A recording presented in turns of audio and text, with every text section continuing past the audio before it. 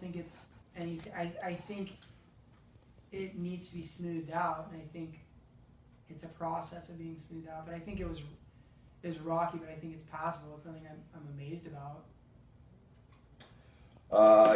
Yeah, I'd give you a C on that, a solid C. Yeah. You had a good intro. Programs, not offers. I know. Love those programs.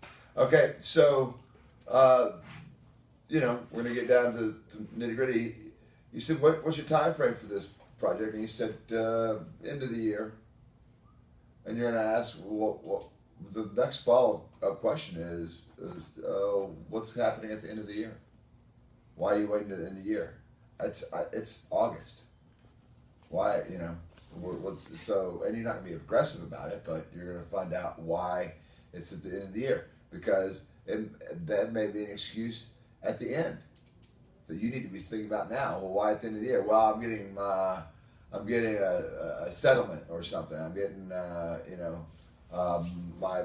my company bonus.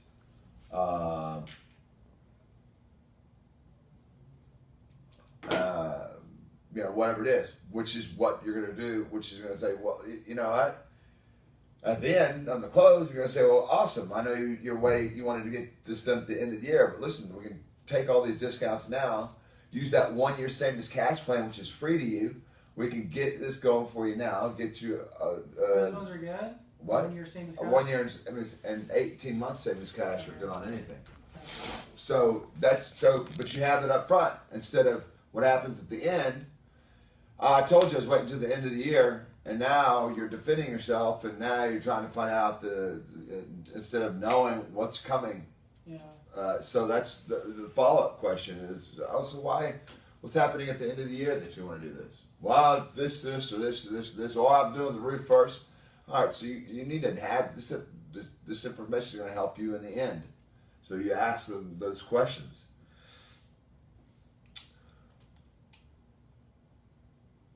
It wasn't really clear when you're going through the Anderson versus renewal. We build the window to fit your existing opening. You didn't ever say that. They build the opening to fit the window prior to 1995. We build your window to fit your existing opening. It's customized to 1/16 of an inch. Slides perfectly inside your existing opening. Price, I'm going to be able to give you a price that's good for you, not a quote. They're two different things. A quote is an estimate, right? We're going to give you an exact price in writing that's good for you. You said I'm going to give you a price quote that's good for a year. And it's kind of. I agree. So clear versus fuzzy. Would not use the term lecture hall. You said this is my lecture hall here. I was like, people don't want to be going to school, which also gives me to,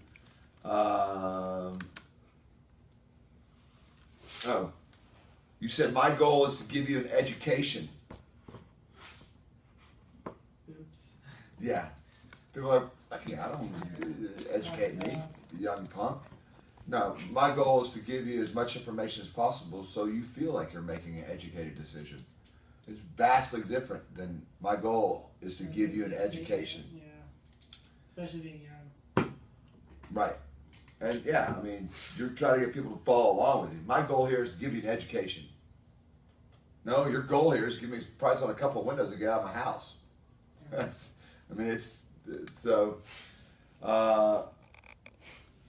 Really tie down the frame is the most important thing. Really get the commitment from them. So when we're going through this, so you understand that the frame is what's holding the glass. If the frame isn't any good, it doesn't matter how great the glass is, you're going to have problems with the window. So you understand that the frame is the most important. Yeah, I got it. It's going to circle back around. If you don't get that tie down, well, they're both kind of important. They both make up a window. You get them to commit that it's frame. All right, well, now that we've gotten that, hey, by the way, there are only 6 different frame materials out there. So let me take you through them. Because the frame is the most important thing, let me take you through them. All right. Aluminum. Aluminum. It's the least energy. It's the least efficient window on the market. It's aluminum, right? I was wanting you to say that. It. You can say it's it's the most energy inefficient window. How are you going to say it? I want you to get that out there. And then you said 40% reclaimed wood, 60% composites. Polymers. They make up a composite between the wood and the polymers. Crisp versus fuzzy. Don't demo the window with the corner sample. You started getting into the snorkel system and the elevated rail.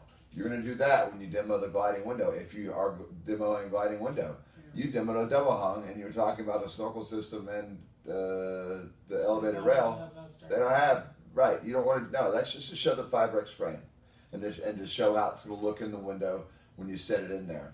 And some other, it shows the I-beam construction, the direct set glass and stuff like that. But you don't want to get into really the attributes of the window until you start demoing the window, okay? Your process through the frames was good. It had good flow to it. It moved. You didn't drone on and on and on. You got your point across and moved on. You price conditioned well on all of them. The tie downs were pretty good on that. So that section was good because you want to move through it. I mean, you want to get the points across. But you want to move through them so the client's not going, holy shit, what is this really going to take? So. And when you move through it, you're keeping them engaged.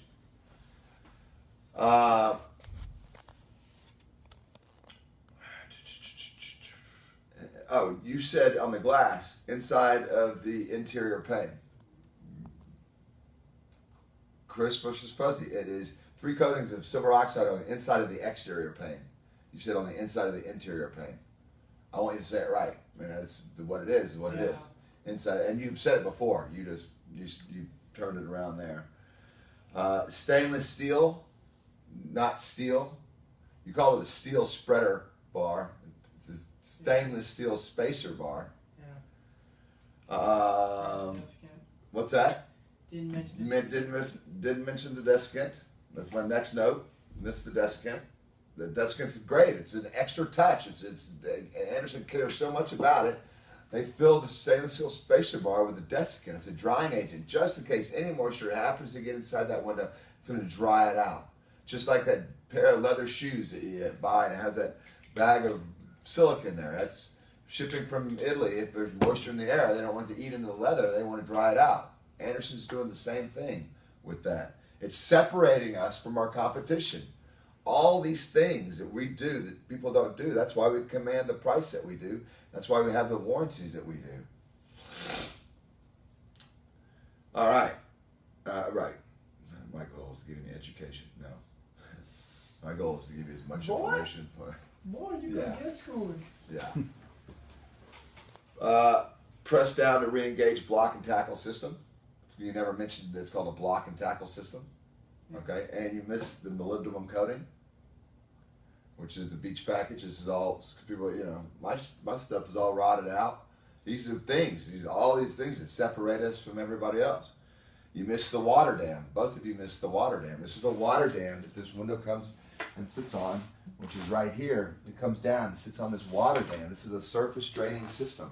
The water sheds it right off. There's no contain and drain system like the vinyl guys. And so this is a water dam. No wind-driven rain or anything can come up and over this. Andersen designs all their stuff like Cottage Grove, Minnesota weather, 60-mile-an-hour wind-driven rain, extreme temperature variations, right?